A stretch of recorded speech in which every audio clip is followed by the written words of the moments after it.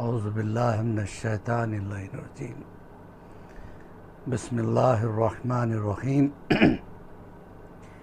ان اللہ ملائکتہ یصلون علی النبی یا ایھا الذین آمنوا صلوا علیہ وسلموا تسلیما اللہم صلی علی محمد وعلی محمد وعجل فرجهم واشرنا معهم وزدنا محبتا۔ محترم ناظرین، السلام علیکم ورحمۃ اللہ وبرکاتہ۔ آج تربیت اولاد کے حوالے سے یہ لیسن نمبر 117 اور گزشتہ مرتبہ بھی ہماری گفتگو امام زمانہ کے حوالے سے ہو رہی تھی۔ آج بھی اسی ٹاپک کو لے کے ہم آگے بڑھنا چاہتے ہیں۔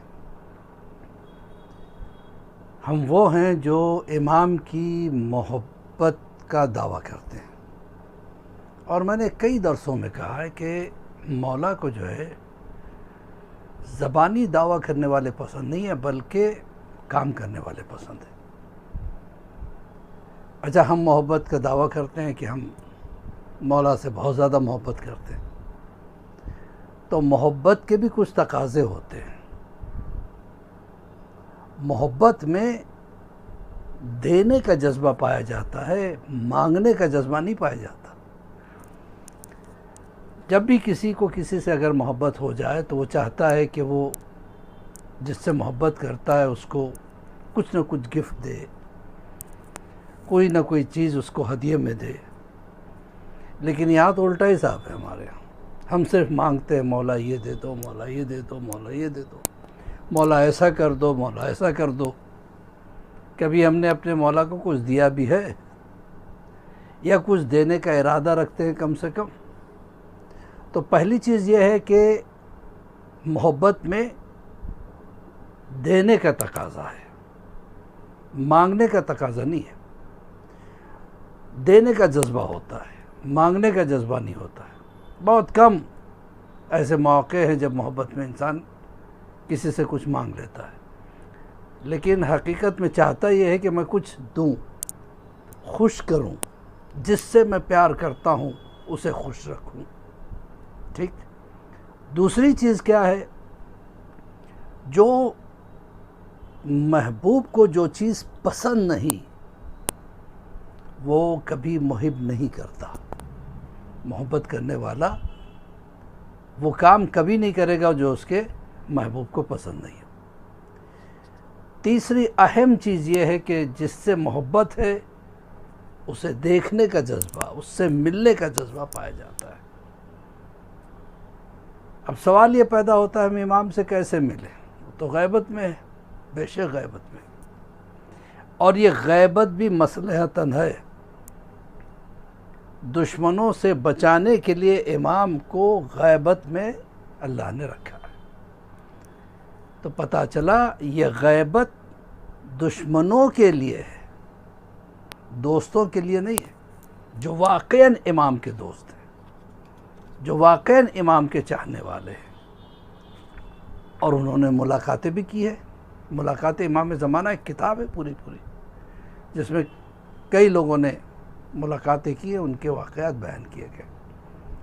لیکن ہوتا یہ ہے اکثر جو بھی امام سے ملتا ہے، ملاقات کرتا ہے، وہ بتاتا نہیں ہے، کسی اور ذریعے سے پتہ چلتا ہے۔ جیسے مقدس اردبیلی، آج سے 550 سال پہلے کے عالم دین، لیکن آج بھی بچہ انہیں ان کے نام سے جانتا ہے۔ اتنے مقدس تھے کہ سوکھی روٹیاں کھاتے تھے۔ غربت تھی، عالم غربت میں کبھی کھانا نصیب ہوا، کبھی نصیب نہیں ہوا، لیکن امام کے اتنے چاہنے والے، اتنے سچے اور اچھے چاہنے والے، کبھی ان کی نماز شب قضا نہیں ہوتی تھی۔ ایک شاگرد کہتا ہے کہ میں نے دیکھا مقدس اردبیلی آدھی رات کو کنویں کی طرف جا رہے تھے، میں پیچھے ان کے چلا، دیکھا کہ انہوں نے ڈول ڈالا اور جب کھینچا تو پانی نہیں آیا، وضو کرنا چاہتے تھے، پانی کے بجائے جواہرات، ہیرے، لال، موتی، یاقوت، پتہ نہیں کون کون سے پریشیس سٹونز جو ہے نا نکلے. دیکھا، آسمان کی طرف دیکھا، یوں کیا، اس کے بعد اس کو الٹ دیا. اکیلے تھے اور وہ چاہتے تو رکھ سکتے تھے کیونکہ سوکھی روٹیاں کھاتے تھے. اگر رکھ لیتے تو پھر سوکھی روٹیاں کھانے کی ضرورت ہی نہیں تھی ان کو. الٹ دیا، دوسری مرتبہ ڈول ڈالا، پھر نکالا تو پھر جواہرات نکلے. کہ پروردگار مجھے پانی چاہیے وضو کے لیے، جواہرات نہیں چاہیے. مجھے زر و جواہرات نہیں چاہیے، وضو کے لیے پانی چاہیے. میں تیری قربت چاہتا ہوں، مجھے دولت نہیں چاہیے. پھر الٹ دیا، اس کے بعد پھر تیسری مرتبہ نکالا تو پانی نکلا. وضو کیا، اللہ تیرا لاکھ لاکھ شکر ہے کہ تو نے مجھے وضو کے لیے پانی دیا. اچھا، وضو میں بھی انسان تصور کرے، جب چہرے پہ پانی ڈالتا ہے تو نیت یہ رہے جو بھی ہے، جیسے نیت قربت کی نیت سے وضو ہے تو قربت کی نیت سے آپ دن بھر وضو سے رہ سکتے ہیں. باوضو رہنے کا بہت زیادہ ثواب ہے. جب چہرے پہ پانی ڈالو تو یہ کہنا کہ پروردگار میرے چہرے کو کبھی شرمندہ نہ کرنا کسی کے سامنے، اسے نورانی بنا. اور اس کے بعد جب ہاتھوں پہ پانی ڈالو، دائنے ہاتھ پہ ڈالنا تو کہنا کہ پروردگار مجھے میرے نامہ اعمال قیامت میں میرے دائنے ہاتھ پہ دینا.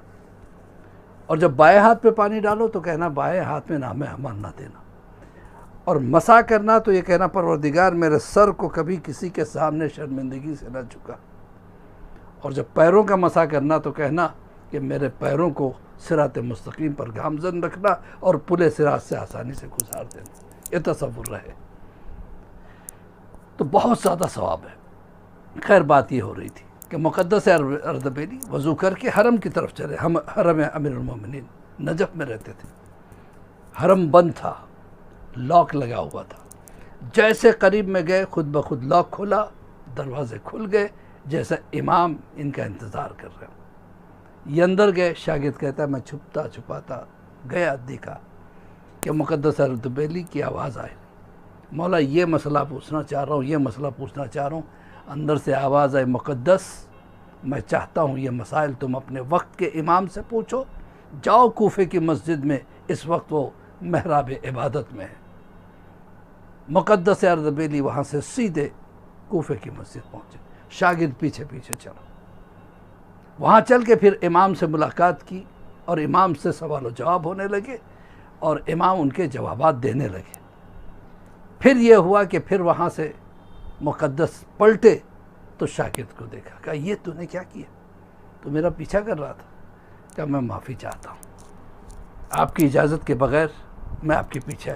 کہ خبردار میری زندگی میں یہ واقعہ کبھی کسی کو بیان نہ کرنا جب تک میں زندہ ہوں. ہاں، اگر میری سانس رک جائے اور میں دنیا سے گزر جاؤں تو تجھے اختیار ہے. تو امام اپنے دوستوں سے ملتے ہیں، اپنے چاہنے والوں سے ملتے ہیں. ہمیں ایسا بنانا چاہیے کہ امام ہم سے ملاقات کرے. اسی کے ساتھ مولوی عباس علی خوئی کا سلام قبول کرے. پروردگار ہمارے گناہ کبیرہ و صغیرہ کو معاف فرما. پروردگار امام کے ظہور میں تعجیل عطا فرما.